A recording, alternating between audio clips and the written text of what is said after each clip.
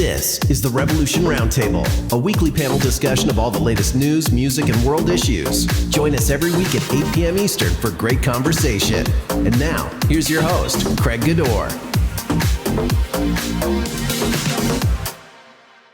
We are streaming live, folks. Hey, we are live. Woo-hoo. Jazz hands.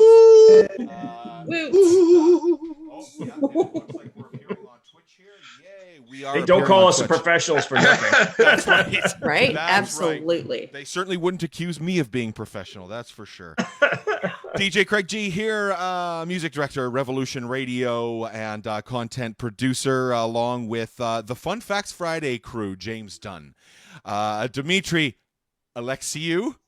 Yay! Yay! I did it again. Scott Bell and Kat Springett. Thank you all so much for joining us. We really appreciate it. People are starting to roll in here now. It looks like in the chat, which is wonderful. So join us on Twitch. Be a part of this conversation because we have got a doozy for you tonight. We are talking about bands that we feel, and artists that we feel have kind of lost their way. Were once wonderful, were once great, were once at the top of their game, now maybe have, well, slightly fallen from grace a little bit.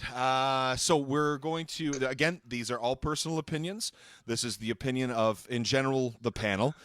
We had a conversation last night, the five of us, just to set up for today, and we were all pretty well in agreement in regards to everything that we were talking about. A couple of choice things that I came up with. I remember one band that we will talk about soon, and Dimitri went, ooh, don't know about that one. You're going to get hate mail about that one. But you'll see who they are in a little while.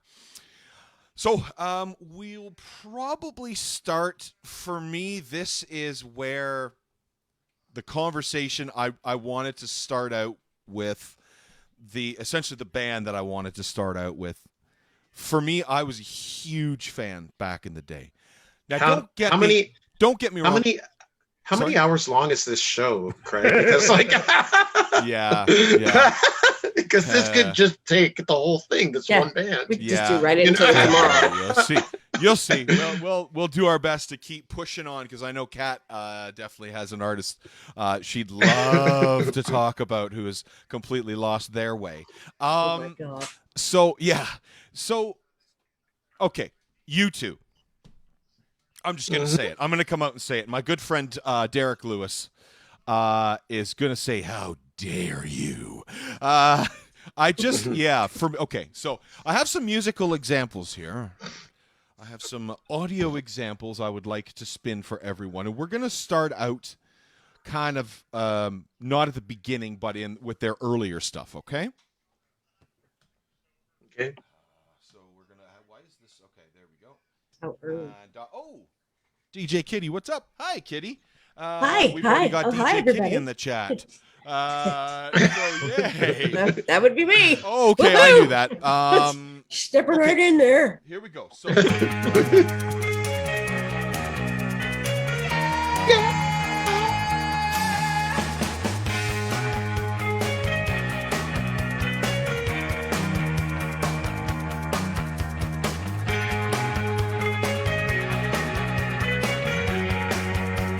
What a great piece of music, eh? Like, it's just spectacular. That intro, that piano intro is just amazing.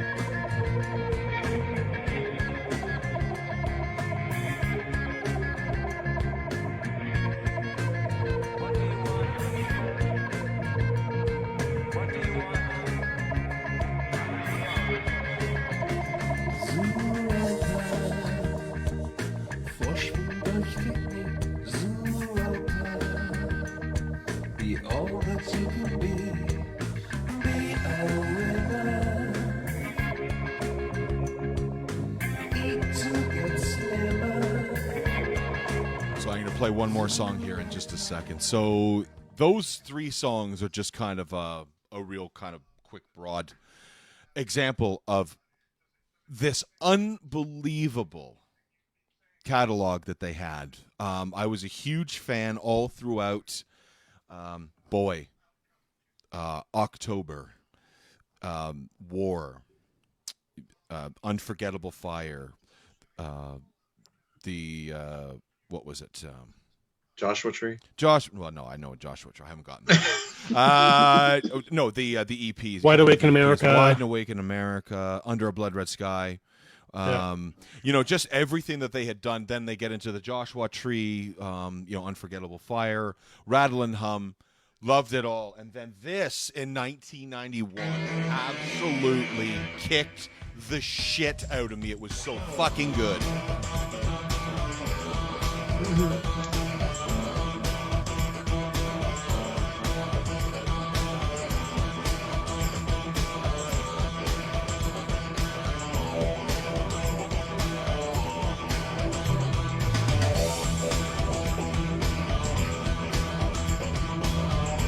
Released in 1991 from Achtung Baby, the lead-off single that came off of that record entitled The Fly. For me, just everything about this band has been perfect. Now, for me, again, Dimitri, you and I were talking last night, and you were talking about All That You Can't Leave Behind. What did you think of that record? I was horrified.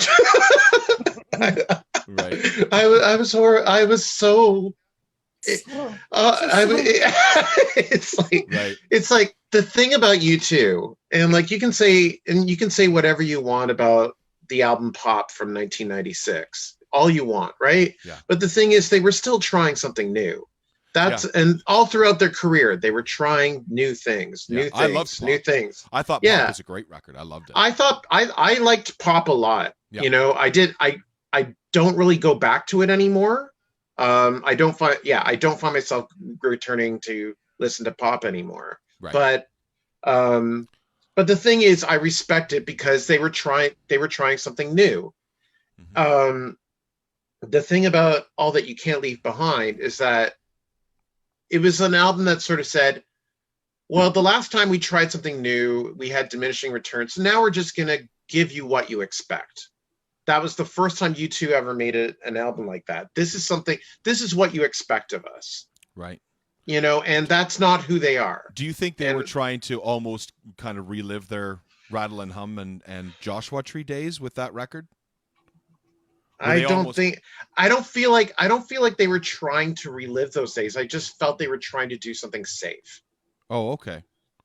You know, and obviously it paid off because it won Grammys. It sold more than Pop, you know, and if I may, I do recall at the time of like Octane Baby and Pop, there were a lot of the purists who thought that, you know, they'd gone too far into the realm of electronica. They were experimenting too much and they wanted a classic rock album. And I think All That You Can't Leave Behind was very much a conscious effort to get back to that classic rock roots. And yeah, they kind of accepted their status as the elder statesman, and they were no longer on the cutting edge, the vanguard of pushing themselves artistically, and were settling into their rocking chairs and their cardigans and writing old man music. Mm-hmm. Yeah. And the thing is, and it sold. It did. It sold, and it's just like, oh, so they got rewarded for it. Mm-hmm. Yep. Handsomely. So yeah, that to me, at their core, they're innovators. You know, whether it works out or not, they innovate, and then they stopped. You know, and then they counted, in a track by going 1, 2, 3, 14. 14. That still irks me to this day. I like how to dismantle an atomic bomb better than All That You Can't Leave Behind. Right. And I like a little more oomph, a little more energy. Yeah.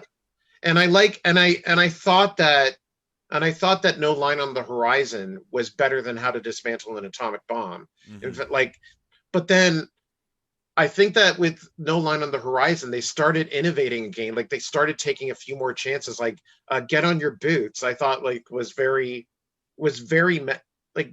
were throwing a lot of things at the refrigerator.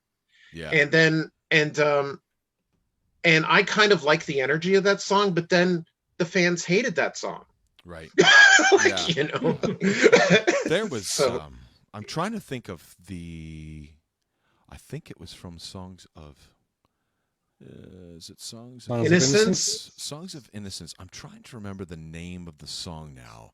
I'm just looking it up. Where I work, we play we play a couple of their records quite often. Oh dear, isn't that awful? That's not the one. Is it Songs of Experience maybe? So maybe it was Songs of Experience. Let's have a quick look here. There was one track I have to say on it. It sounded, maybe it was Lights of Home.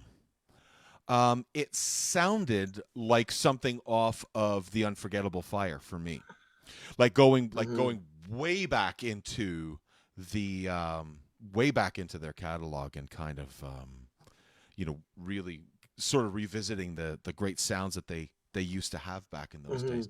Oh, darned if I should have looked this up last night. I was thinking about it and I completely forgot to look it up. But yeah, for me, like there's, and then, okay, so then there's this.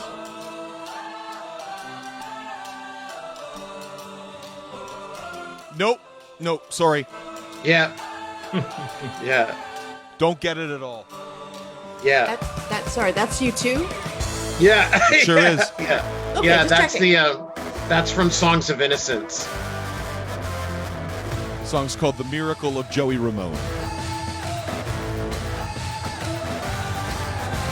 Chasing down the days of fear, chasing down a dream before it disappeared. Yeah.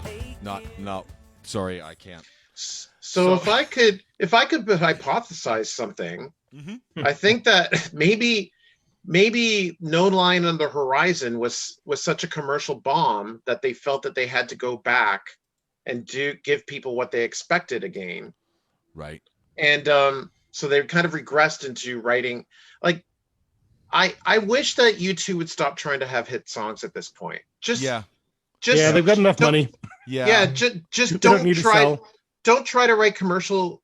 Don't try to write commercial music. Just explore. Yeah. Just explore and like I'll buy what you put out. Yeah. You know, That's true. Like, I mean, if you think about a lot of bands out there, I know the U2 are huge fans of the Arcade Fire.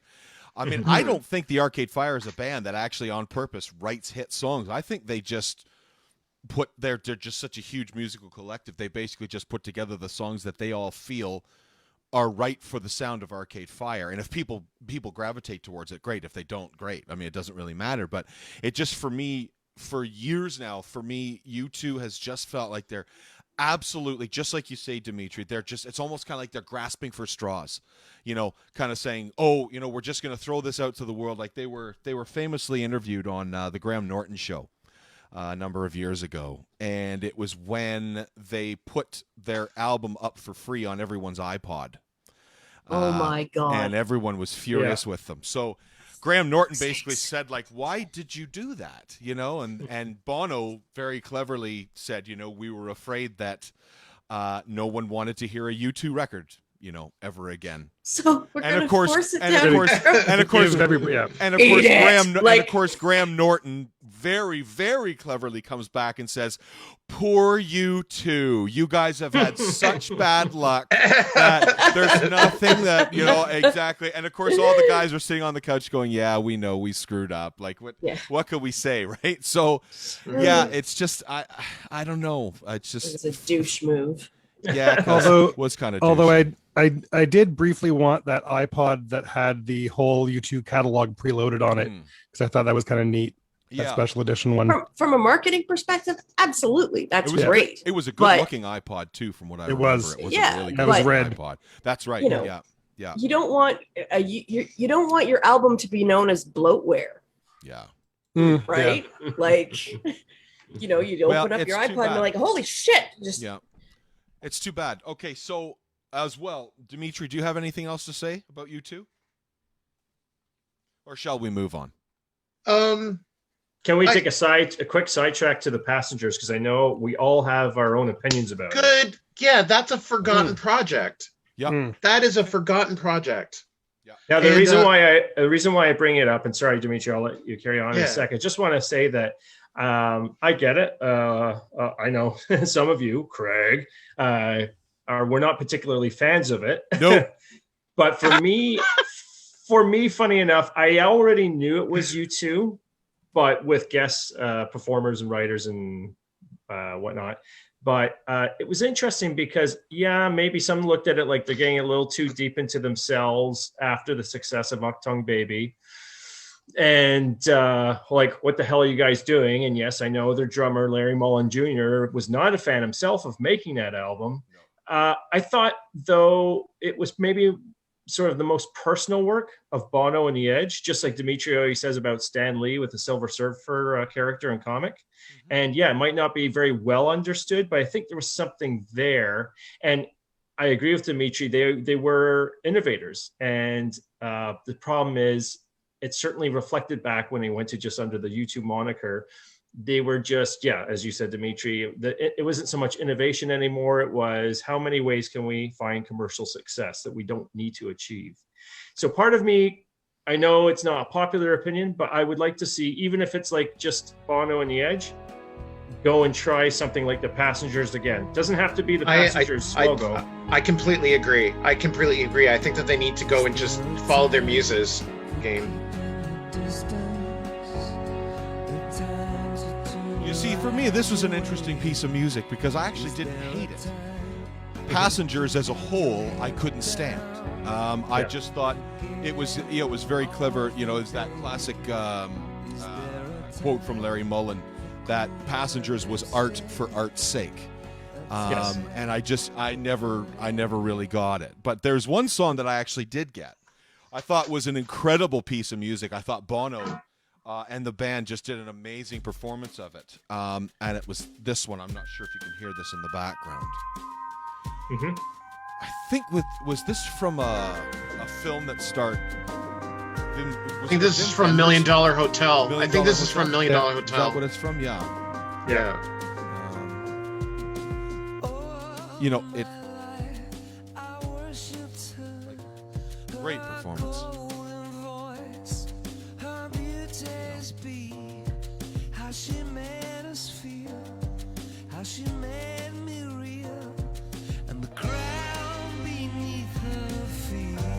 Just really, really well done. And like his work with Bono's work with Gavin Friday in the Name of the Father soundtrack, I still love. And his work on a lot of his work on Gavin's solo albums too. Yeah. Mm-hmm. So contributed quite a bit. As this song's example of the ground beneath their feet and Miss Sarajevo, what's interesting is the better work on those projects that kind of go a little out left field for them are more reflective, especially lyrically, of things to be aware of politically. What was their strengths? What got them popular in the first place in their early days? Still performing in Ireland, right? And as I was going to say with Ground Beneath Their Feet, that came from a Salman Rushdie novel, right? And that was about war out in the Middle East. Yeah. And the other thing too for me was over the years they had great moments and not necessarily great albums, because for me U2 back in the day always had great albums, but then they would have something like this, which William Orbit got his hands on and just did an amazing mix of it. Mm-hmm. And Bono on this, as far as I'm concerned, it's one of Bono's finest performances in years.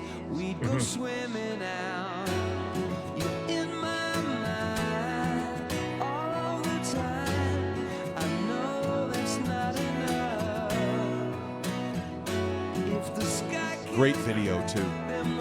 Mm-hmm.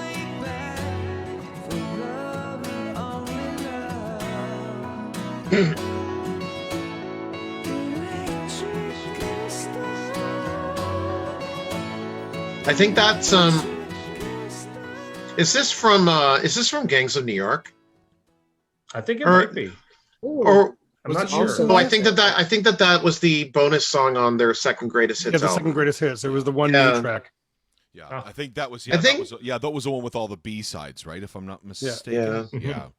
I think that another problem is that I think that they haven't really been working with Daniel Lanois and Brian Eno anymore. Yeah. Mm-hmm. They've been working a lot with Ryan Tedder from One Republic, Mhm.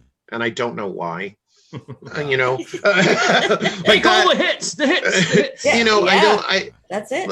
so and I think that either give Daniel Lanois a call, check up on him, or If you can or- find them. Yeah. or find or work with some new hungry young talent that might give you a kick in the ass. Yeah. Sure, true. Absolutely. Yeah, for sure. Yeah. I totally Again, agree. Ryan Tedder doesn't need any more money. he's I don't He's- think so. he's wealthy. Yeah. How many more times can he rewrite Halo? Is he the Ted Yeah. McGinley of the record industry? Sorry. Is he what? Is he the Ted? What's his name? That actor, Ted McGinley? Oh, Is he Oh, the Ted McGinley of producers? Yeah. okay. As soon as he shows up, your career's done and your show's over. Nice. Wow. So we've got to keep going on here, and I know another one that's really going to spark controversy here. We were talking about last night, and I'm going to throw the floor to the first person that speaks up about this band, and I'm like, I'm going to sit back on this one because I know if anybody out there is watching, they're going to be like, what the fuck are you talking about? Depeche Mode. Dimitri, So- James, throw down. James has things to say. Yeah, James does. Well, speaking as somebody who's seen them a couple times in recent years, I still love them. I still think that they write great singles. I think they're an enormously entertaining live band. And the fact that after all these years, they still have the energy, they still have the drive to put on tours the way they do, it says a lot about them. They're phenomenal. However, I think that artistically, the departure of Alan Wilder marked the beginning of the end. Since Wilder left, they've had singles. They have not had consistent albums that were solid and thought out, that were unified the way they did under Wilder's artistic direction. I think Wilder was way more responsible than we ever understood back in the day for their sound, for their coherency. And his departure has hurt the band artistically. You know, it's interesting. I don't know that I can necessarily disagree with you actually at all. I've got another track here which I'm going to play in just a second. Once I fast forward a little bit. This is from Exciter. I can understand where you're coming from. I can understand where you're coming from. The song's called Free Love. And I remember the first time hearing it, I remember thinking to myself, wow, that's very Massive Attack-ish. Yep. He loves a gorgeous song. I can understand what you're thinking of. So again, like a U2, they have great moments. They have these kind of, blips of light in their kind of musical catalog. Precious is great. Precious is a great song. Oh, yes. Yeah.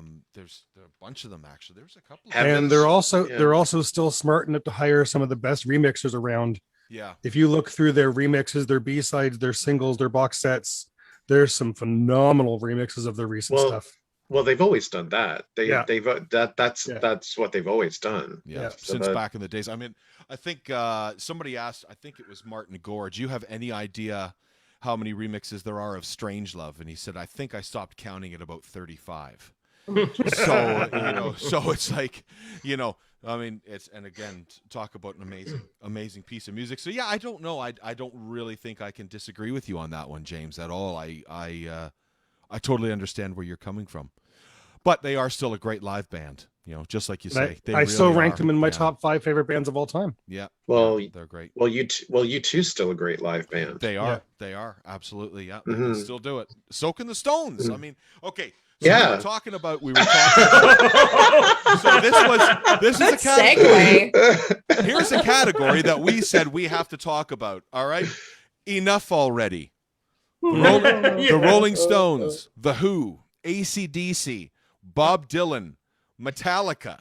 So there's a number of bands in there that, again, some people are going to be like, what the hell are you talking about? But some people are going to be like, yeah, maybe they should pack it in. But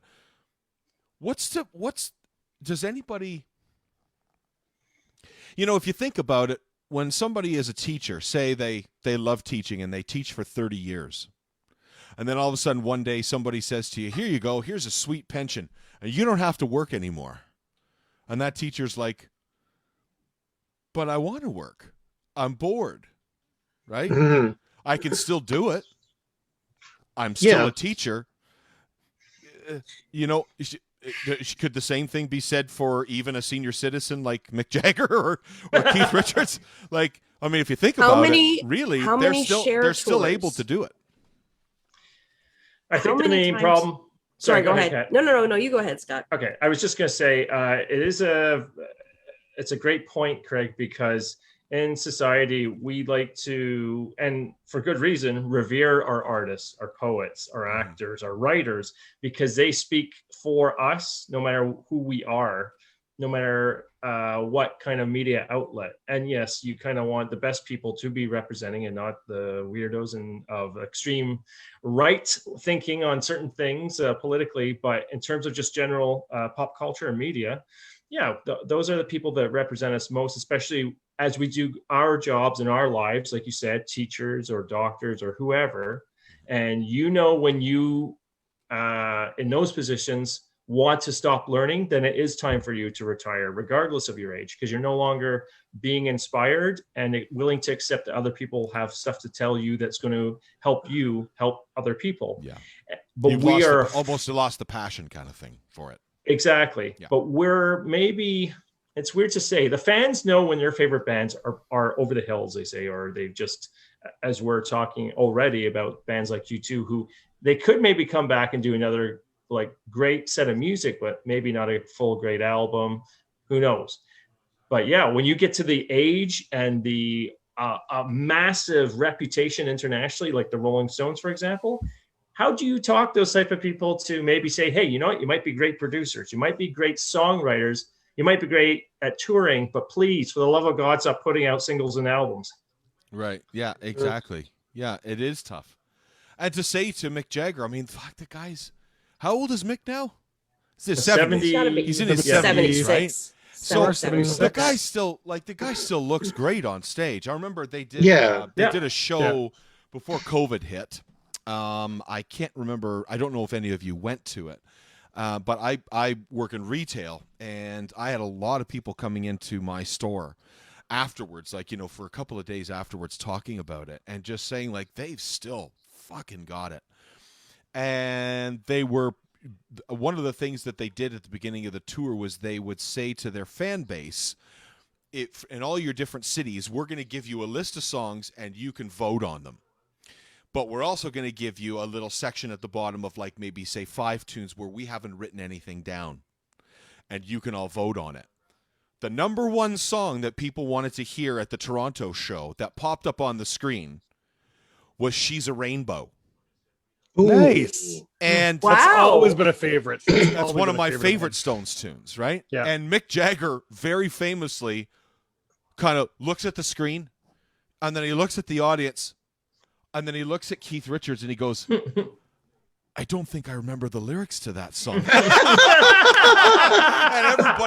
everybody's on the floor laughing, right? And he's like, we haven't played that song since 1976. Yeah. And they're kind of like, okay. And then so the pianist knows the part that do do do do do down down. I should play it actually. So anyway, the audience starts singing all the lyrics, and Mick is just he just holds the microphone out to the audience, kind of thing, right? He's like, just you guys go for it. You guys do it. Yeah, exactly. There was She's a Rainbow, Street Fighting Man, which is another one of my favorite Stones tunes. 2,000 Light Years from Home. Oh, wow. Emotional Rescue, and I think Undercover of the Night were the five. The five that the Toronto fans voted for. And Interesting. every single one of them were great fucking songs. And even Mick Jagger was like, "This is one of the best like 5-song request lists that we've ever seen." Like, like he was like, Chicago was like, you know, Brown Sugar, you know, like some of the usual staples kind of thing. Yeah, exactly. Jumpin' Jack Flash, you know, man, absolutely. Even like that, you know, so sorry. I've got a question for you guys. When we're talking about these bands that we all think maybe should be thinking about retiring, whatever. Is it a matter of we oh God, I don't know how to phrase this. Don't be delicate. No, I just You don't need delicate. Do you think that we look at, because everything we're talking about with the Stones and the songs we love, the songs we have such great memories is when they were still young and they were still creating viable art. And there comes a point when it's no longer about art, it's no longer about relevancy, it's about putting out a product. But it's still to them a big part of who they are, their self-identity and what they do. So who were we to begrudge them for just wanting to continue to put out the product I think what we're talking about is putting out the product without an aim or something to say. You know, it's like you're putting out the product for the sake of putting out a product at a certain point. And it's not about having something to say or making a statement, you know,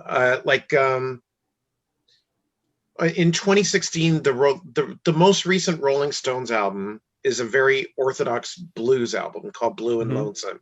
Came out 5 years ago, and I don't think it sold great numbers, but it got a lot of critical acclaim.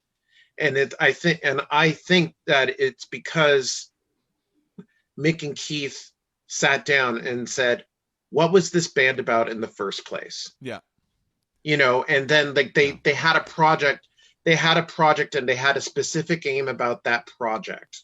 And it gave them a way to reconnect with and refocus on what made them good in the first place. Okay. Yeah. Other than that, like who thinks about a Bigger Bang anymore, which is basically a dozen songs about rocking. Yeah. You know, like I didn't even know that was a thing that existed. Yeah. Well, as expanding what I was trying to say earlier was that they can continue to work in the industry. They can continue to write and produce. They can even, you know, go on to perform live. Because, yeah, let's face it, as you get older, you want to still be able to do the things you love, even though you may slow down.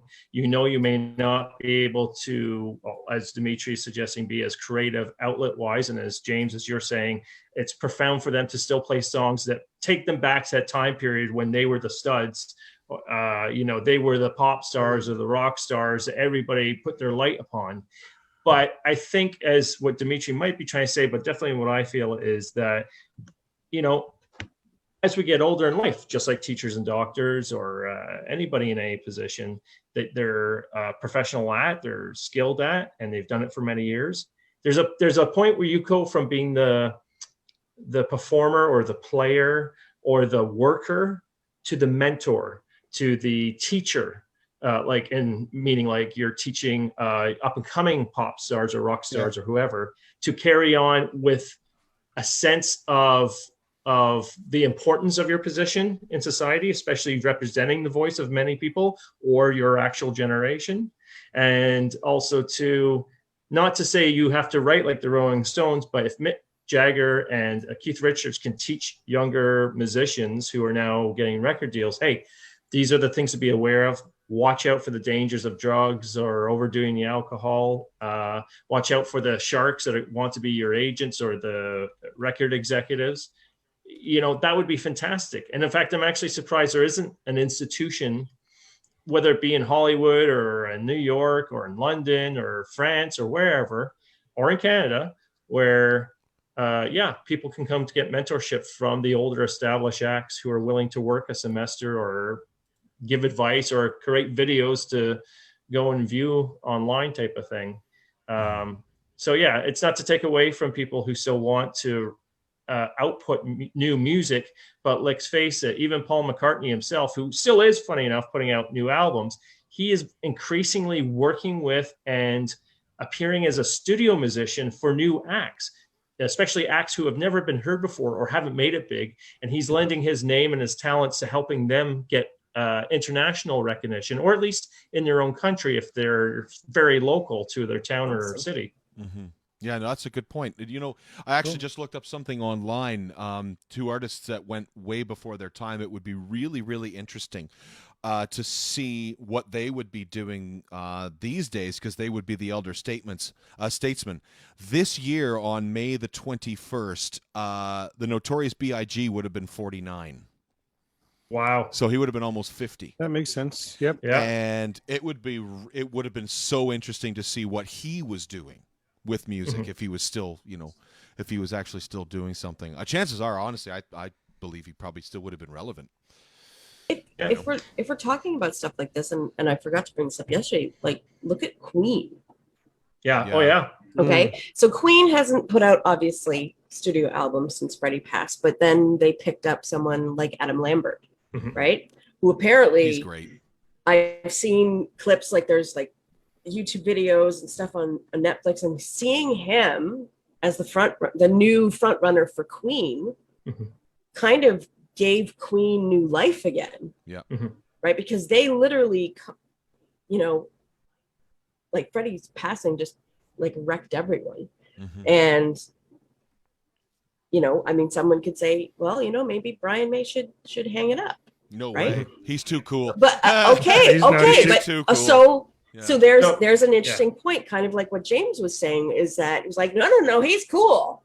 Yeah, it's funny you bring this up, Kat, because earlier today I was talking with my sister about Queen in this incarnation. I saw them perform live in Edmonton, and I think it was November 2017, and they came through with that tour. It was a brilliant show. It's a fantastic show. Yeah. But even Adam Lambert said, you know what? Let's just clear the air. I'm not Freddie Mercury, so don't fucking worry about it. Yeah. But I will be me with two of the great remaining members, because John Deacon's long been retired. Yeah. But yeah, Brian May still did his thing, and he was always known for playing like a 20-minute instrumental, so that the rest of the band members could get changed, especially Freddie, into different costumes or whatever. But it's interesting because it was nice to see Brian May get lost in his own sound and what's playing in his head, and he's trying to translate it through his guitar.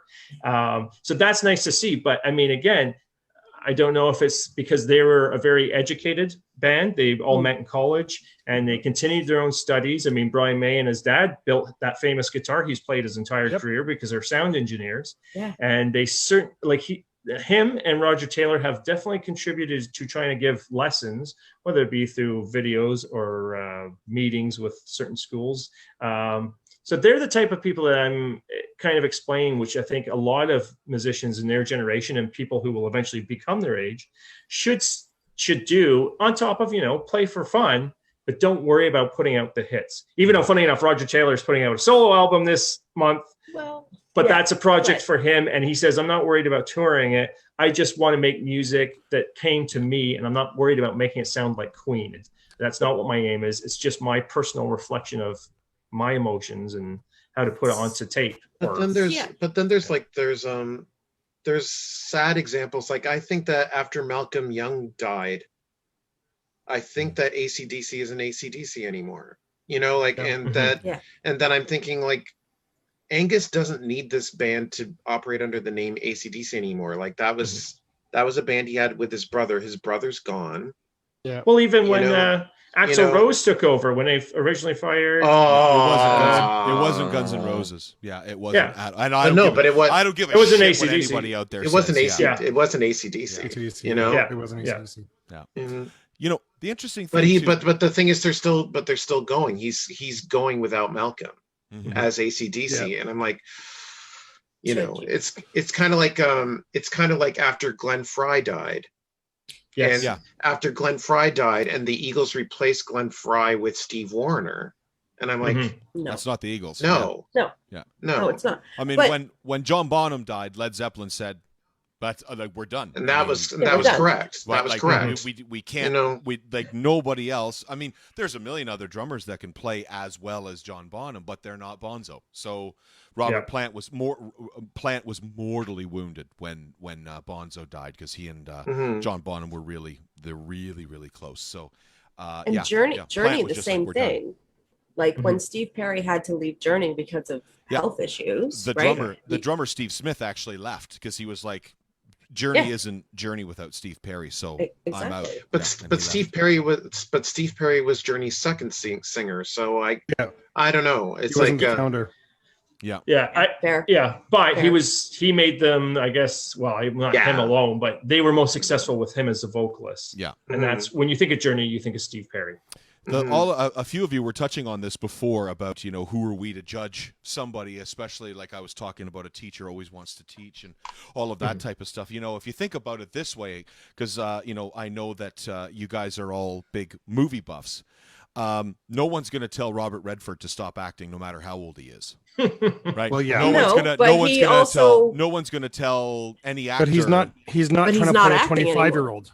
Yeah. Yeah, true. But Yeah. again, but what I'm saying is that if musicians want to keep going, right? Like if the Rolling Stones want to keep going, who are we to tell them to say no? Because an older actor is going to, like Meryl Streep is not going to stop acting because she's an old person, right? Morgan Right. Freeman, I- Careful. yeah, I She's just my all I had to say to that is that if you're good when you go into the studio, please have a statement you're trying to make. Don't just have something to say. Don't just put out product for the sake of putting out product. Otherwise, we're locking the doors on the Elma combo, Mick and Keith. And which perfectly takes us into our next artist.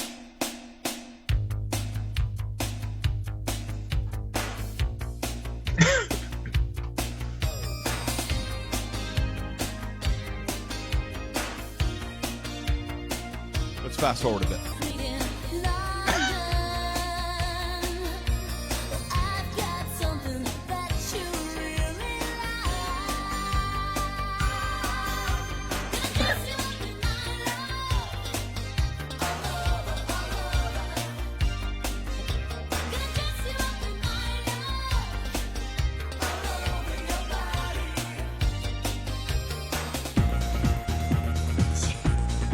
Yes.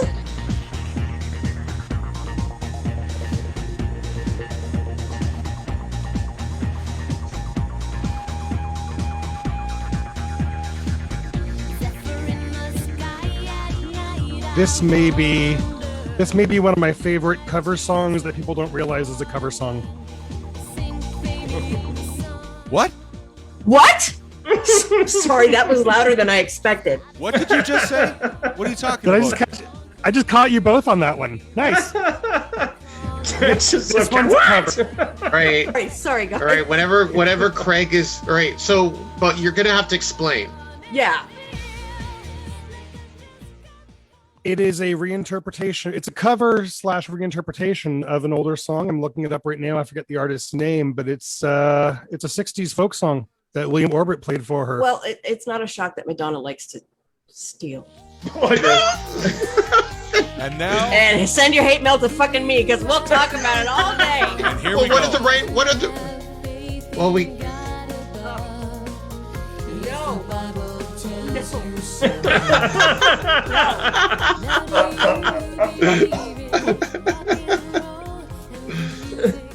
It's such a great remake, isn't it?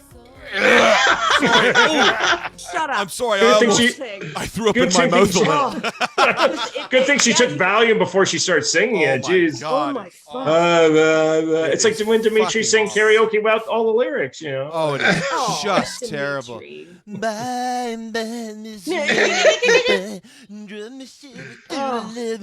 No, Dimitri's a lot fun at karaoke. No, Dimitri would sing it way better than Madonna does. Yeah. That's for sure. Yeah. Way better. Okay, so, Kat, Okay, it's time for yeah. you to unload. I'm Go for it. Because I know Dirty. you have I love lots it. to say about Madonna, and so does Elton John. I do. Okay, so all right. So I was hoping you weren't going to play American Pie. I was really hoping that was going to just get left Yep. by the wayside, and then we grab something from like hard candy or whatever. But that's you're very fine. welcome. You're welcome. Yeah, that's great because I just like. And the movie it came from was fucking horrible. Do you need some mouthwash, Kat? Oh, shit. You know what? Just let me do this. There we go. Okay. I have to rinse my mouth out because I almost. I was threw gonna up. say this. Just like so. All right. So Madonna. When she started like leaning into EDM, okay. Mhm. So I'm gonna go back to like Bedtime Stories. All right. Mhm. So there's a couple of tracks near the end of Bedtime Stories where she and William Orbit are kind of like in bed together. Not literally everybody, but like in bed literally. together, and that Yeah. stuff, like it, like there's a video where she looks like Bjork, right? Like Mhm. so, Mhm. Mhm. it's Well, I think fucking that Bjork brilliant. I think Bjork might have written the song "Bedtime Right. Story." It's like Bedtime Story, the song, and then there was another one, and I can't remember what it is to save my life right now, and that's fine. But both of the videos and the songs from that, you could see that she was like, "Oh, we're gonna lean this way, right?" And then Ray of Light comes out, and Ray of Light blew everybody the fuck away. And the fact that James just told me that it's a cover, I'm gonna have to pick up brain matter off the back of the wall here because I'm like, what the fuck? Yeah, James, Anyway, who so was that by, James? Did you? yeah, Yeah, who gets the writing credit on that one? yeah. The band's name was Curtis Muldoon, and it comes from the last name of the two guys that were the main members. And the song is called Sephirin, and it is available on Spotify. I don't know if it's available on Tidal. Did they get a Did they get a writer's writing credit? Yeah. I do Band- believe so. Band name again? Curtis, Curtiss, Muldoon, Maldoon. And what's the name of the song? Sephirin, Sepheryn. No. If you listen to the Ray of Light album, you can listen to like that's one of her albums that I can just listen and just put it on loop, It's right? amazing. Yeah. Because it's Will- an amazing piece of work. William like the people Orbit she was worked just with, amazing. Yeah. Orbit, she worked with Caldrone, like she worked with like major producers, and it shows. Like, yes, she had some commercial hits for sure that came off of that Mhm. album. Yeah. And back in the day, she was working with like Shep Pettibone and John, Exactly. Jelly Bean Benitez and all of like the Which great she's kind New of worked York. with Jelly Bean like throughout Yeah. the time that she wasn't fucking him. And Oh, sorry, that was back in the day. Back in the day she was with him. And so that kind of blew everybody away, right? So when the music album was coming out, people were kind of still riding the 2-year, however long Mhm. high of Ray of Light. Okay. So music, the track, fucking brilliant, right? The video is just yeah. with Ali G, Ali right? G Like is so good in that. He Right? is so good. Yeah, I love him. Madonna Sacha driving Baron like Cohen, the I love Muff Daddy car, like, well, not driving, but being in the back of the Muff Daddy car, and kind of also showing women that they can kind of like, well, it's terrible, but she kind of showed women they could be misogynistic because, all the girls go to the strip club and they're throwing money at the women and whatever. But it was great because, as a queer woman seeing this, because you don't usually see that except unless you're Prodigy doing Smack My Bitch Up, and then that's a different video altogether. But the rest of the music album, outside of Don't Tell Me, meh, right? Like people, and maybe, do you know what it feels Trying to like for a remember. girl? But that's when she was I with thought What It Feels Like for a Girl was a good track. absolutely good track. Video was weird, amazing. but Was a good Amazing song. video. Yeah, yeah. Amazing video. Yeah. because he was with Guy Ritchie then, Mhm. who said some really, Dee likes to bring this up. She's like, you know what Guy Ritchie said when they divorced? And I was like, oh, what, honey? And he said it was like hugging gristle. So, Ooh, wow. right? Like, Oh. whoa. Shots fired. Yeesh. So the music album did okay. American Life comes out. And it just, there were some remixes off of there that were great, but it just kind of fucking tanked. And then it was like, where is she going to go? Yeah. Her comeback, again, was Confessions of a Dance Floor. Confessions of a Dance Floor was the 2000s Ray of Light album, right? Because Confessions of a Dance Floor, especially if you got the first pressing where it was seamlessly mixed together, you could just like, I literally would DJ and throw on Get Together, and if I needed to go for a smoke break, it's like I just could put Get Together on and just let it play out and walk away for like 2 or 3 songs, and people would stay on the dance floor because it was fucking brilliant. I have to say, her throwback to ABBA when she did "Hung Up" I thought was genius. I thought it was absolutely brilliant. And Future Lovers, that with the Donna Summer hook. Yes. And then when she did the tour, she actually did I Feel Love. Like she mixed I Feel Love and Future Lovers together as her first track off of that tour. Amazing. And I was just like, I didn't feel like Hung Up was different enough from Gimme, Gimme, Gimme a Love. I didn't feel like it was different enough from it. You know? It wasn't. No, absolutely. Yeah. But so I didn't feel like it was really its own song. Oh, it wasn't. No, so I just really like the fact that she just did that throwback to it. I thought it was clever. Absolutely right. But it was sort of doing like Puff Daddy almost. You know, it's like you know. No, I can absolutely see that. Sure. Right. I mean, but this album was supposed to be a kind of like a throwback, a love song to disco. Yeah. Right. Which is what she grew up with, majority of us grew up with. And then so that album and that tour, like everyone was like, fucking Madonna is back. And then she started pandering. How did she start pandering? Well, I mean, some people will say she started pandering like Vogue from that point onward, but going forward, Hard Candy was supposed to be Madonna's R&B hip hop album. Have you listened to it? Do you even know any tracks off of it? Is that the Bitch I'm Madonna? Is that Bitch I'm Madonna? Bitch I'm Madonna is off of MDNA. Okay. Which is kind of like a pseudo spiritual successor from to Hard Confessions. Candy. The Hard Candy singles were 4 minutes. Give It to 4 Me. minutes. Yeah, and 4 minutes, which was great. And the Justin Timberlake duet, right? The only Justin thing, Timberlake thing, as far as Timberland. I'm concerned, that was good about that record was when she worked with the Neptunes, which of course is Pharrell Williams and Chad Hugo. Yeah. So, and Pharrell Williams, as we've said, is a genius. He's brilliant. Absolutely. He's amazing. The Neptunes are great. Like him and Chad Hugo, I think they're fantastic. They have that group called NERD. Love them, saw them love live. them. Yeah, they're great. But didn't she do the Super Bowl that year that she put out Hard Candy? She did the Super Bowl after she did MDNA. Okay. So comparing herself to a drug. Yeah.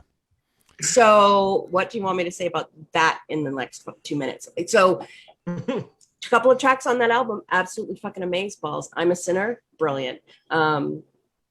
Addicted, I'm Addicted, fucking brilliant, dance floor worthy track. Bitch, I'm Madonna. We know. Oh God! We fucking know. I keep throwing up in my mouth. Damn. Okay, right. Okay, so show. here's the thing: is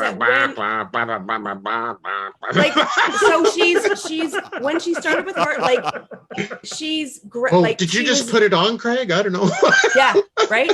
No, don't. Please don't. The one track that I wish that we could play that I thought should have been a single is "Impressive Instant" off of the music album, which was a fucking beautiful piece of dance floor EDM heavy. But going forward, like even with the Madam X album, she's trying to grab onto sounds that are at this point 2 years old.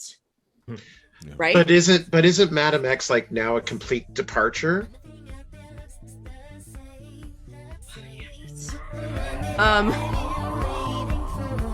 This is Impressive Instant. This is a cool track.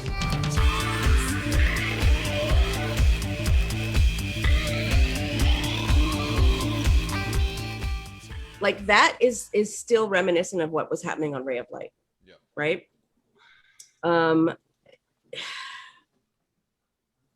Just Madam X was supposed, if she did Madam X when she did her sex book, maybe that would have been a departure.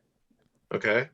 For me, it was like, okay, now I feel like she's trying too hard. To do what? To keep current. Okay. Instead of and like really, really like it's almost it feels like as a fan, and people are gonna like write to me and be like, well, then you're not a fucking fan. It's like, no, I am. I absolutely am a fan of Madonna. But when I heard the first track off of Madam X, I was like, I don't need this album.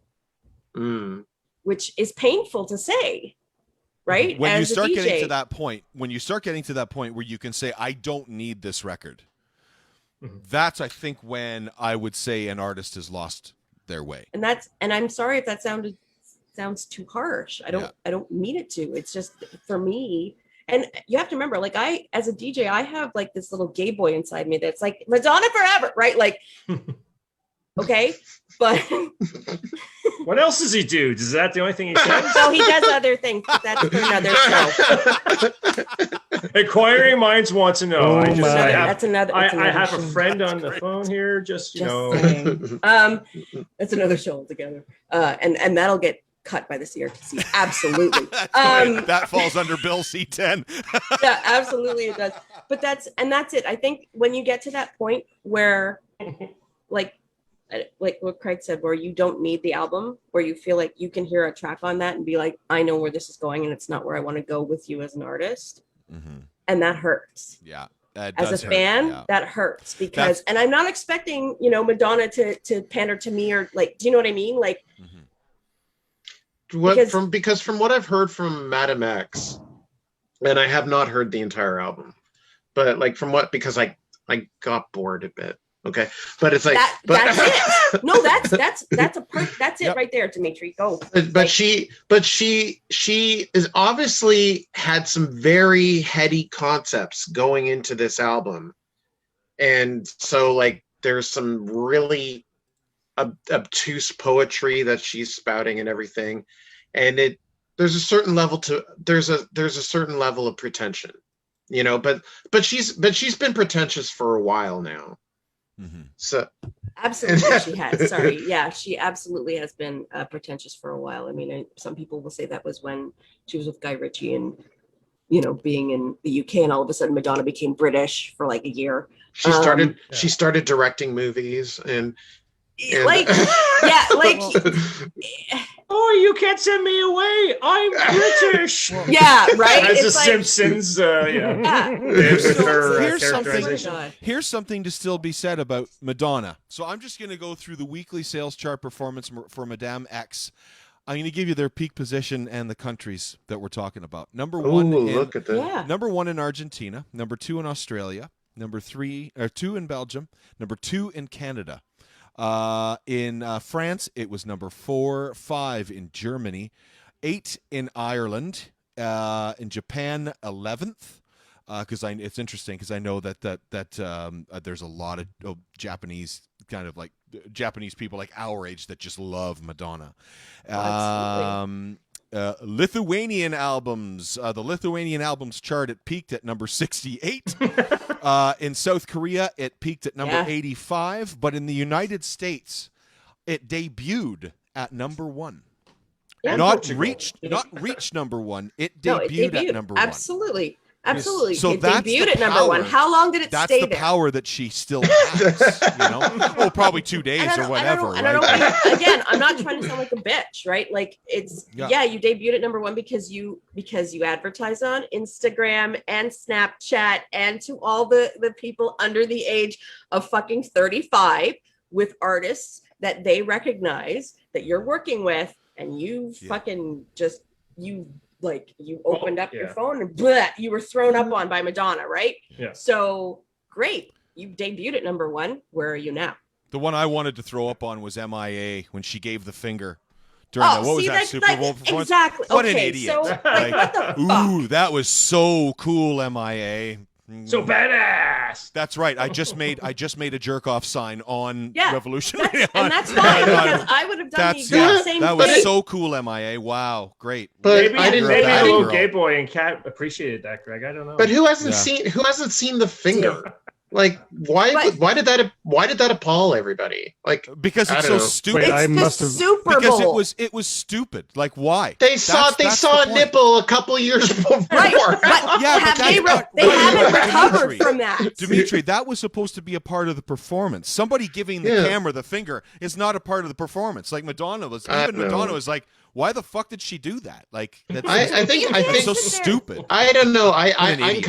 kind of getting to the point where we have to reevaluate what's taboo and what's not. You know, because like everybody's Especially from How someone about we without just- the sex How book. about we just review? How about we just review what's stupid and what's not? MIA doing that was stupid. That's I think as far as I'm but concerned. It was Here's the dumb. thing: MIA's always pushed people's buttons, right? So I think having her flip the bird during something as sacred as the Super Bowl, to me, I'm like, oh yeah, you go with your cheek, right? Yeah. Like you fucking cheek that up. Yeah, I'm not a fan. because I'm not a fan. Nah.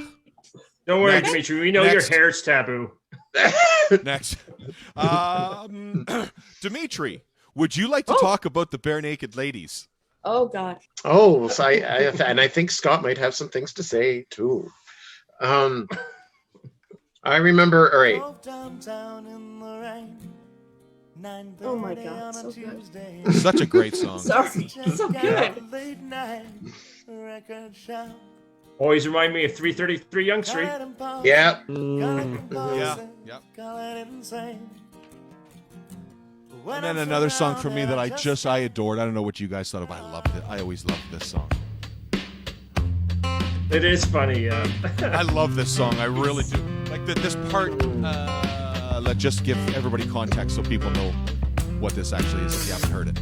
It's the perfect time of year, It's called "Pinch Me" by the Bare Naked Ladies. somewhere far away from here. So I'm going to fast forward to the second chorus, which I think is the second chorus. I'm looking at a waveform, so I hope I'm looking at the second chorus. So we'll figure it out here. Let's see. Here we go. Everything's a mess.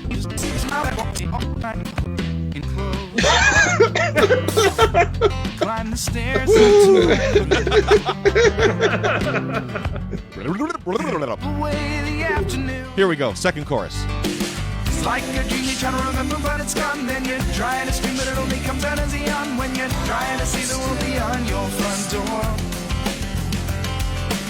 Take your times away, I'm gonna make you smile when you realize that I got my side might take a while. For me, this is the best part of the song coming up right here. This part. Pinch me, 'cause I'm still asleep.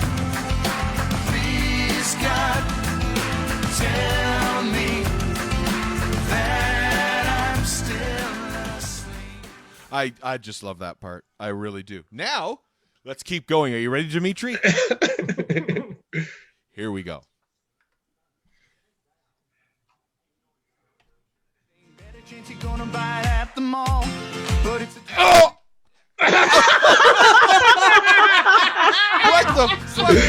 What the shit lyric was that? Hang on a second. Let's find. What was that shit lyric? The first let's thing I get hear the is replay. mall. What? better chance you're gonna buy it at the mall, but it's a Okay, Ooh. we don't need to buy any more of that. What the hell was that? All right. Craig, do you, You were have right. mouthwash around you? I've got water. I'm okay. Dimitri, you were totally right about that one, my friend. That was a little snippet from Odds Are from, I don't know, 2000. What? 2000 and whenever. Yeah. 2000 what? But anyway, for Gen Xers like me, like all of us, I think we all remember when Bare Naked Ladies just arrived on the scene. Exploded. You know? Yeah, they were great. Exploded. Yeah, Yes. They were great. they were just like they were such a great story. It's Yep. just like I love these young guys our age just putting a loony in speaker's corner. Yep. And performing Yep. Be My Yoko Ono, and everybody who was watching TV just thought that is so fucking fun, you know. Yeah. They were regulars at the Cameron House, Mhm. and then like just started playing larger and larger venues, and then their independently released yellow tape outsold Dangerous by Michael Jackson in Toronto. Yeah. Yeah. I still I have have a it. story I about still that have tape. it somewhere. I still have mine I somewhere. you I want me wish to, I still had. I could run off screen and dig it up if you want, you know. But, Yeah. Sorry, James, what were you going to say? Just my own personal anecdote about the yellow tape. I was working for Sam the Record Man in Hamilton when that came out. Oh wow. and we could not keep it in stock. Couldn't keep it in stock. We'd get a case in of 10 copies, and it would fly out the door the minute word got out that it was in. And they were having so much trouble keeping up with the orders, and there were so many delays in just getting it in. And I will never forget, early one morning, I was at the cash register serving this lovely gray-haired little old lady, and she was, buying her Nana Muscuri, whatever it was she was buying. Right. Nana Muscuri's good people, good Yeah. Greek She is? people. Yeah. Oh, And the manager, who was a 5'1" blonde female, just to give you the picture here, comes running out of the back door, screaming at the top of her lungs, "We've got a whole case of bare naked ladies in the back!" And this little old lady I was serving was just positively mortified. Right. And I'm I looked the at her record and man selling porn. I said, "Don't worry, ma'am. That's a band name." Yeah. I had to explain this one. Don't worry, that's a band name. That's awesome, James. I love Yeah. that. That's a great fucking story. Brilliant. But yeah, so it was a naughty name. It was a naughty name. Yeah, but the it thing got is, it was. political. Yeah. But the thing is, it was like it. But the thing is, they were such a whole. It was ironic because they were such a wholesome band. They were just. It was. They had such great energy. They were half pop band, folk band, half comedy act. Yeah. Absolutely. So it was like, and so it was just their energy and their wholesomeness that made them such a contagious thing around that time. And then Gordon came out, they released the single Enid, first they had the cover of Lovers in a Dangerous Time. Amazing. Off that Bruce Coburn tribute album. And I still have my copy of that and that video. That was my old neighborhood that they drove around. I was from that neighborhood. Yeah. So I like all the stores. I was like, wait till they're coming up to yeah, there it is. Yeah, exactly. Yeah. That's the one. Yeah. Nice. So good. And so then, Gordon comes out. Enid's released as a single and a video. Gordon shoots up to #1 in Canada. Mhm. And I think for the next year, they were on Inescapable. And then everybody was waiting for the second album. The second album is Maybe You Should Drive. First single is Jane. And it's sort of somber. and then you go out, you buy Maybe You Should Drive, and it's like Ed and Steve are not writing together anymore. Yeah. And it's like Steve's writing with It's all separate credits. Yeah. Steve is writing songs with Steve and Tintin Duffy. Mm-hmm. Which is weird. Wow. Yeah. Right. And then Ed is writing by himself. And it wasn't there's songs I like off of Maybe You Should Drive, but the thing is, it wasn't as much fun. It was just more melancholy, Less playful. Yeah. Mm-hmm. They wanted to be taken seriously, damn it. That's right. Fuck that shit. And then, of course, Born on a Pirate Ship. Born on a comes out Pirate after Ship. that. Yeah. Yeah. Mm-hmm. Born on a Pirate Ship, I like Shoebox. The Old Apartment was good too. Yeah. Yeah. That was a good movie song. Now, okay, so then, so Stunt comes out. Stunt comes out, and what did you think of that? What did you think of that album, Dimitri? It's been A slice. It was very professional. Mm-hmm. It was very professional. They were a professional act now. They're not dressing in baggy white t-shirts and cargo shorts with Converse shoes on anymore. Sure, they wear waterproof sandals, Dimitri. So they're all in suits, and I'm glad that the Americans liked it. Yes. They sure did. Yeah. They did. They loved it. It was odd though because 1 week and what was the second single? It's All Been Done.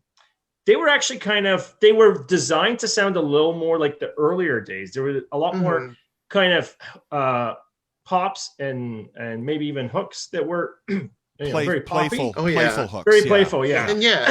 and some of Ed's rhymes in 1 week are hilarious. Like Kurosawa make bad films. Okay, I don't make films, but if I did, they'd have a samurai. Right? That's fantastic. And the video had a lot of pop Yeah. culture references and costumes and whatnot. But then the third single, Call and answer. Call and Answer, that was very dark. It was like he's talking about a girlfriend he's giving a chance, or a partner giving a chance after she's maybe potentially cheated on him. And then at the end, he's like, if you ever do that again, I'll crucify you. Mhm. And it's not sung with irony. It's just flat out like dark. Venom. Yeah. Yeah. Who hurt you? Yeah. What happened? Show me where on the doll. Right. Oh, send your angry mail to Yeah. Dr. Bell.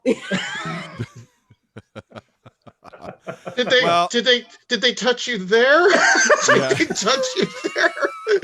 There? Where? Man, well, they probably touched the feet because look how huge they are. Oh yeah. Where's Somebody with a where's foot your fetish. where's your Mr. T doll, and point on that? Did they touch you here? Oh Jesus. We are totally getting it. The CRTC coming at us hard. Oh yeah. Don't be a fool. The CRTC was listening It looks like as soon as he did the doll thing. Looks like we're back on now. Yeah, looks like we're back on. Holy Christ, turn that off.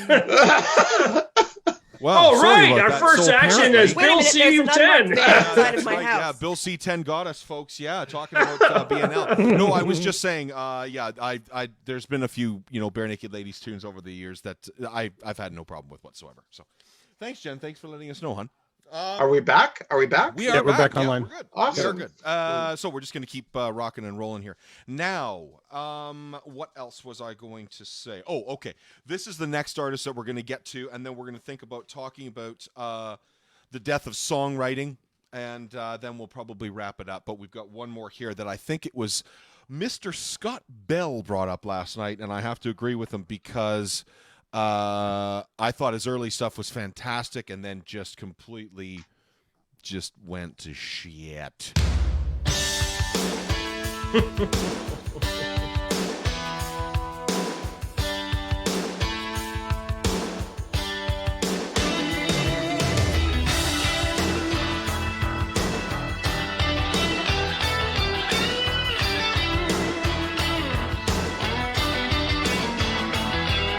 I was caught in the crossfire of a silent scream. One man's nightmare is another man's dream. Pull the covers up high and hurry through the morning lights.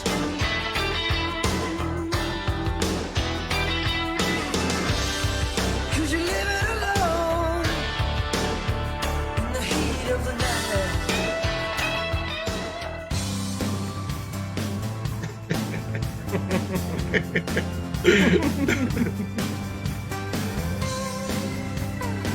I love this song. I've been down, I've been beat, I've been so tired, I could not speak. I've been so lost, and I could not see. I wanted things that were out of reach. Then I found you, and you helped me through. Yeah, you showed me what to do, and that's why I'm coming back to you. Yeah, like a star, got a ship across the ocean. It's how your love can take me home, back to you. Kids wanna rock.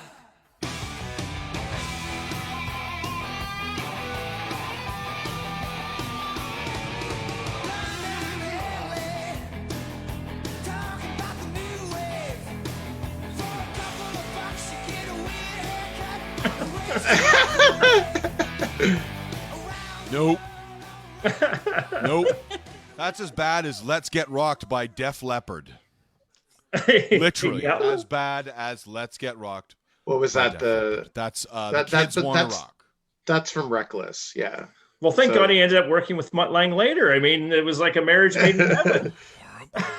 Absolutely terrible. Craig, you have to hear his co-writing with Ed Sheeran. The song "Shine a Light," and the chorus goes "Shine a light, shine a light, shine a light, shine a light, shine a light, shine a light." And then I think at one point, Welcome to our it's just masterclass. shine. A masterclass. That's right, Kat. Yeah, masterclass in writing. Man, oh man. You know, Yeah. okay. So Now that's an educator. Scott, right there. Scott, what do you have to say for yourself about Bryan Adams? Oh, what can I say? So much Yeah. to say. Yeah. So Bryan Adams, Oh. great. All right. So we'll be nice at first, right? Great Canadian boy. Yep. So proud he was fighting the CRTC for his recognition to win awards at the Junos and all that jazz. And that's why he jumped in a canoe on covers of like Maclean's magazine and stuff to prove how Canadian he was, even though he was already living in Barbados full time. Go figure. Right. But Yep. Wow. Yeah. I think he was an That American was- citizen by that point in time too, wasn't he? that's right. Yeah. And I think his children are all born in the U.S. or the Jesus. British Virgin Islands or something like that. But yeah. So Canadian. So Canadian. So like wearing a maple leaf all the time, you know? Now, I okay, didn't when he even started know out, this. oh yeah, I was today years old. there you go. So he started off being a snotty little kid trying to join Prism, and they told him to go fuck himself in the late 70s. But Jim Valance said, no, he's just trying. And of course, daddy or mommy said, well, we got money, so we can help pay for him to be part of the band. But I don't really know how it worked out. But eventually, many members of Prison ended up jumping ship and joining Bryan Adams' band in the early 80s. And of course, Jim Valance really, funny enough, mentored him and helped him co-wrote songs with him. The biggest first couple were Cuts Like a Knife and Reckless, massive albums, made him a household name within Canada. And then the States started to take an interest in him, and as well as the Brits. And that was probably by the mid 80s, he caught the attention of Tina Turner. Made a killer track. Love that song. track is so good. I Yeah, love it's that only song. love. Yeah. Only I think love. I think that will always be my favorite Bryan Adams song. Yeah. So he went Yeah. on. Yeah. So he went on tour with her. He was one of her opening acts. Plus, obviously, he came out for that song, and she always hyped him up wherever they went, and that really made him a household name. And just his guitarist, just a darn it, darn. Yeah. Keith Scott is He's a- Bryan Adams' name. He is one of my all-time favorite guitar players, actually. Keith Scott. Yeah, Keith Scott I- is absolute genius. He's brilliant. Yeah, he performed. Yeah, that Bryan Adams. They did. He was still with Bryan Adams like 10 years ago. I think Yeah. if I'm not When I mistaken, saw- I think he was Bryan Adams' best man at his wedding. If I'm not mistaken. Yeah, and I believe so. Yeah. yeah, they performed at a hospital benefit. I was at the side of the stage and just watching the show. They did It's Only Love. It was fantastic. Yeah. And by the time you heard that first few chords from that track, you knew Bryan Adams had arrived. So had his band, right? And it seemed like sky was the limit. And I loved this. I bought like every tape he ever put out. And another one was Run to You. I think from Reckless. I loved that. And just the very adult theme without having to be unsubtle about what kind of relationship he was talking about, meaning an affair he was having with another woman behind his main squeeze, as they say. And it was I loved that. I loved all that. It was like, yeah, Canadians can write very different or adult music. They don't have to be all poppy, you know what I mean, in a time when there was a lot of pop. But I can't remember, Dimitri can fill us all in this and what sort of happened between Bryan Adams and Jim Valance. I really don't know what the big fallout was, but Bryan just said, screw this, screw him, and screw our studio. I'm taking my band and I'm going to go work with Mutt Lange. And of course, Mutt Lange had already made a huge name for himself with Def Leppard, as we were saying earlier. And just like the cut of Bryan's jib, I guess, and took him under his wing. And then we had Waking Up the Neighbors. And for all intents and purposes, it was a rock anthem album, but it was very clear this is not the same Bryan Adams. This is not the same writing partnership. And it's getting very commercial very quickly. Yeah. And it sort of seemed he just got softer and softer, which was kind of funny. I'm working with a hard rock music producer at the time. He became very adult contemporary. By the time he did 18 Till I Die, which had a kick-ass title, the song itself was just like, okay, I need something to help me to sleep. Can we put some Bryan Adams on? Oh. And I'm being honest. I'm being honest. Yeah. We went from him riding a guitar in a video like it's a rodeo to 18 Till I Die. Oh my! Oh, Have you you ever ever really really loved loved a a woman? My God, let's make a that night, was a snoot. Let's make His a night du- to remember. He's The duetting. only thing, he- the only thing that's good on me is you. Yeah. He's doing Up on duets Cloud with. Nine. He's doing duets with Barbara Streisand. Yeah, yeah. Oh, oi. No. Oh, indeed. You leave Who would- Barbara alone. Leave her alone. You're Bryan Adams. Yeah. She's Barbara Streisand. You don't work together. That's right. You know. But Barbara was doing her duet with contemporaries, right? For her to that's a separate show. But another thing about Waking Up the Neighbors, I thought it's right. So I think around that time in the early 90s, I think albums were. That album was huge. In more ways than one, because I think albums were getting too long. I think that there were a lot of artists that thought, I need to fill all 72 minutes of this CD. Yeah. And it's just like the length was not justified. There were too many snoozy songs.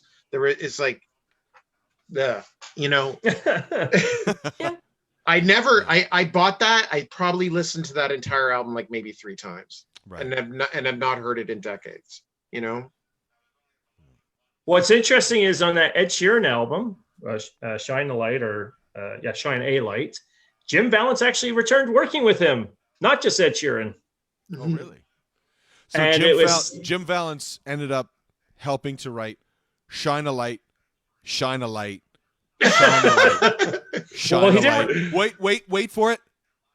Shine a light. Oh, wow. Did not expect that. Wow. No, I was on the edge of my seat. Right. So, so Jim Vallance didn't work on that, but he worked on a track, That's How Strong Our Love Is, featuring Jennifer Lopez, J-Lo, Driving Under the Influence, and some other tracks. But I looked up some of the videos that were produced. They were all just shot in a white studio with whatever guest stars or actors. And it was boring as fucking mud. I'm not going to lie. I'm like, Jim, what's the matter with you? Yeah. He was. Brian forgot how to rock. Yeah. You know? So what he does, actually, most of that album is very rockabilly. It's like, it's like, okay, I get it. You're getting old, but you can sit down and rock out with your guitar. You can't stand. Like, I don't know. Sorry, Craig, go ahead. No, it's okay. An interesting thing about him too.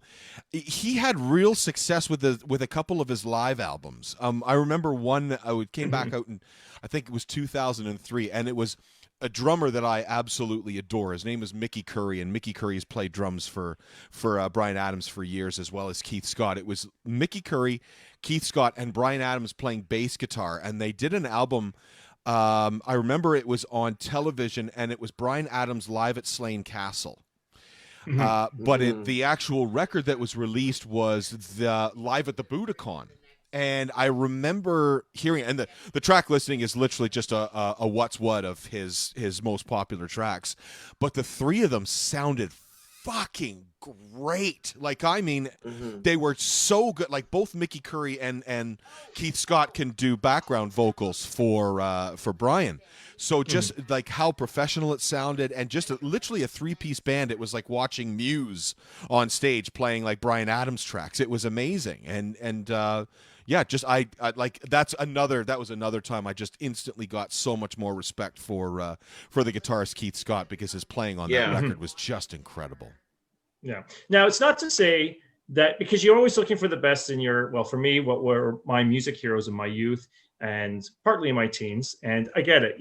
Everybody gets older, maybe get settled in their mentality, or as we've also very heavily indicated. Maybe they're looking for the commercialism, whether it's they're get caught up in the money or they're concerned that they won't be remembered, right? Which is a very common thing psychologically with most human beings, right? You want to be remembered some way. And if you're an artist, it's maybe amplified 10 times more, it seems. But unfortunately producing lesser or interesting work as you get older. But the bright spots that Bryan Adams did have since he kind of got away from his very rocking days was, as you said, his live music, his live albums. I mean, Back to You as a acoustic single from Unplugged, that was massive on Canadian radio. A lot of Canadian radio stations played it and a lot of people bought it. And then the big one that Dimitri and I loved when it came out, and I think it was like 98 or something. It was in the late 90s. I was working at Indigo Bookstore, and it was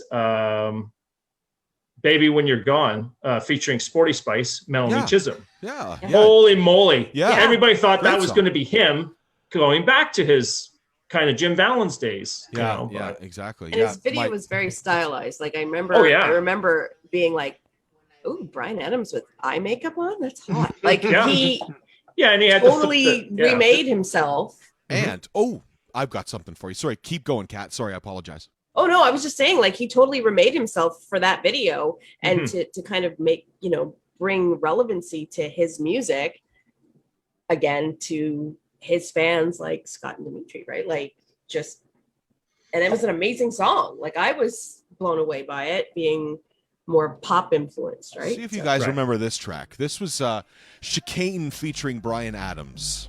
Yes.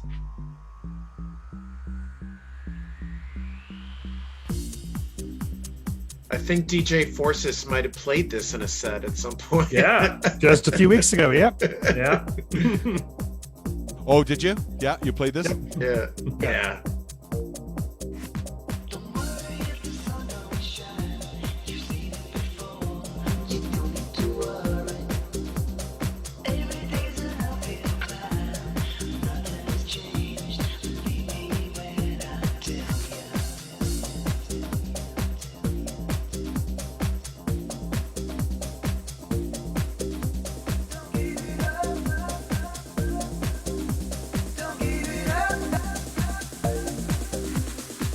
Taking a bit of a sample from a classic drum line that Armand van Helden wrote back in, I think, 1996, if I'm not mistaken, on a great track called You Don't Know Me. Yeah, that's Chicane and Bryan Adams with a song called Don't Give Up. That drum beat that Armand van Helden came up with many, many years ago has been used 1,000 times by different house music artists. Junior Jack used it. Tim Deluxe used it. Anybody that basically made dance music from like 1998 to 2008 used that drum sample. Yeah. It was so good. Yeah. Now, actually, that would be a potential interesting topic for another round table. Because as we were saying earlier, as you get older as an artist, and if you're not able to create relevant or interesting or dynamic music yourself, and you do something else, well, maybe that would be a great topic. Great musicians or known musicians for hire, vocally for hire. Mm-hmm. Definitely. Yeah. Because when you consider what was the band Delirium and other God, people Delirium. That's what I mean. They hired Sarah McLachlan because she had the right voice and the right talent, but she doesn't have to be the writing force behind it. Yeah. And that's kind of specialness that we haven't seen that in recent years, but it was becoming a thing in the 90s in Canada. Almost being like feature players kind of thing, like on Like what exactly. The way it is in Tiesto, hip hop. Yeah. Tiesto would do that a lot. Yeah, Tiesto, of course, and Calvin Harris both used Tegan and Sarah. Who else? I mean, there's a million songs out there. Well, who's David Guetta used Sia, for Titanium. Yeah. I mean, that but song who's- is her, really. Yeah. Oh yeah. but who's that collective that has worked with Lord and Sam Smith? Like they did Latch with Sam Smith. That's Disclosure. Disclosure. They're they're amazing. They are great. And they just have the right projects for like whoever, like Lord. Exactly. I love that song they did with Lord, Magnets. Check this out really quickly. I'm going to give this a little bit of a spin here. This is a song that I absolutely adore by these guys. It's called Afterthought. Sorry. It's just a great piece of music. Anytime I'm alone, I'm reliving the moment. Does it enter your mind? Have I already blown it? Somehow in my head it's overgrown. It's made me question everything I know. Did what you say contain an undertone? It goes on and on and on. It keeps turning up, it won't leave me. Our times together cut too short. Did I say enough to speak freely? Did my words distort? Or was it just an afterthought? Was it just an afterthought? Was it just an afterthought? Was it just an afterthought? Or was it just... Thanks, Craig. Now I wish I was in a club dancing. Thanks, buddy. This song, the first time like Dimitri said, first time I heard this song, I was just like, what the fuck is that? It's so cool. Like Sam Smith here.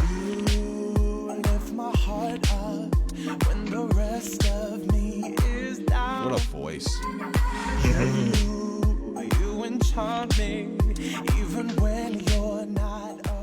So yeah, that's definitely going to be another roundtable episode for sure, talking about feature artists on. But who was on before Disclosure? Who was that before Disclosure? What? The first song that I played? Yeah. So that was Disclosure. Oh, okay. So that's them by themselves. Both, so yeah. So okay. I think they're brothers, if I'm not mistaken, right? I think they are. I think they're brothers. One of the brothers actually is quite a good singer, as you could hear. He does all the singing on that song, which is called Afterthought. That was the first song that I played. It was a great piece of it. Actually, I heard Afterthought before I heard Latch. Okay. I heard Magnets before I heard Latch. Right. Yeah. You know? Yeah. And I heard Afterthought, and I just instantly fell in love with them. I was like, wow, that is just so cool. Like they're just so different and so original. I love Disclosure. But So Disclosure are two brothers, Howard and Guy Lawrence from England, Surrey, England. Yeah. But Bryan Adams. Back to Bryan Adams. Back to the Bare Naked Ladies. Welcome to the Tangent Back Show. to the doll with a CRTC. Right. Wow. I don't know. I guess maybe when he was in his 20s he was into hard rock or sort of radio friendly hard rock, you know. And then as he got older, he wanted to write songs that made people get to sleep quicker. I don't know. Like, you know. He ran out of Nightkill one night. I think honestly, I think it's entirely possible. Yeah, it's entirely possible. Mhm. And I can appreciate the aging process, as we've been talking throughout this whole show tonight. But it's just like some guys like that, you're like, could you maybe give us a hint as to where you're coming from and why you changed so drastically? Yeah, I think that's a good point. Dimitri was saying it before too, as well, as that, you know, if you're doing it just for the sake of doing it, then that's fine. But don't expect to have, you know, kind of an impact or be as revered as maybe you were in the past by your fans or anything like that. Like with people like me saying, like, maybe you should think about packing it in because you have nothing new to say. But if you're you know, still making an artistic statement, I mean, you know, like classic example, a band that will forever go down in history as one of the most revered electronic music acts was Daft Punk, because they left absolutely at the top of their game. Yeah. And it's people are like, why the fuck are you why like you guys could literally put out another 8 albums, they'd all be great, and then say goodbye, right? Like They'll come back. They'll come back. Promise me they'll come back. They'll come back. That's right. Oh, I'm a huge Daft Punk fan too. Believe me, you know. Send your blankets to James Dunn. Yeah, right. Let's Your goop just put 'em in a candles. Yeah, oh God. Goop candles. Yeah. Bergamo? The smell of success. Yes. Oh, Oh, that's right. Hopefully for our next roundtable, we're going to have shirts. Yeah. So My I want to Jesus. thank all of you. Does anybody have a closing remark before we say goodnight? Because I think we've kind of touched on a lot of different things, but I think the overall sort of the thing that is kind of tying this all together is that at the end of the day, none of us can really say to an artist, maybe you should think about packing it in. But if you're going to keep going, maybe think about doing something other than just putting out another pop hit and hoping that you're going to have one or two songs off of your record. Like, what's stopping you two from saying, you know what? I mean, I know that when, they wrote the Joshua Tree, Bono was 23, 24, maybe something like that. Yeah, there you I go. mean, like he was a kid. He was a kid when Yeah. they wrote that record, Yeah, right? So but- he was in a And they completely formed different when they headspace. were- Well, he was Yeah. in a Yeah, completely but- different headspace, so he's not in that Yeah. headspace now to do another Joshua Tree. Right, But but the still, thing, you still know how to write music that is you Right. too. So I don't know. but somebody like Buffy St. Marie, who's been in the game since the early '60s, Mhm. just like about 7 years ago, won the Polaris Prize because she made an album with something to say, Yeah. something vital to say. Yeah. She's in her 70s. Yeah. Yeah. She's fucking So- badass, man. She's awesome. Yeah, Yeah. She really is. Absolutely. She's Yeah. too cool. Yeah. Yeah. And she's But she's made the effort to stay relevant in so Right. many fields, not just the music. Like she's Mhm. embraced technology and multimedia, and she's made the effort to find her voice over and over again, new things to say, new ways to say it, and continue to develop and grow. Yeah. If Mhm. if you look at an artist, okay, so I'm going to bring up Johnny Cash for a second. Yep. His Mm. last album, his cover of Hurt. Mm-hmm. Okay, Hurt is a brilliant piece of music, like regardless, right? Yep. His version though Oh, he owns took it. it. He owns Took, it. yeah, took They it even like Trent- even Trent, Yeah, Trent, even yeah, Trent Reznor- Reznor Reznor says was it, like, It's Johnny "Oh, Cash's it's song now, yours." yeah. Like I can never touch this again, right? Here is an artist that we all knew and loved for a certain type of music, and then he does this album of covers. His last album, unfortunately, but he does this album of covers that, With Rick Rubin, yeah. Yeah, Like- all Yeah, five. it's like him. All five of them him are and good Rick albums. Rubin. Yeah. yeah, like he takes it to another level. So here's an artist that might not be writing music, at the time he wasn't writing music anymore necessarily, but he was taking music and doing something magical with it. You're absolutely Johnny Cash is Yeah. a really good example, Kat. Like a really good example of an artist that went out on top, Yeah. Yeah. and yeah, just absolutely at the top of his game. The Daft Punks of the world. You know, any band like that. I mean, the Beatles. Yeah. Right? I mean, Absolutely. if There if it you're is. if you want to talk about a band that absolutely broke up at the peak of their powers, it was them. So, I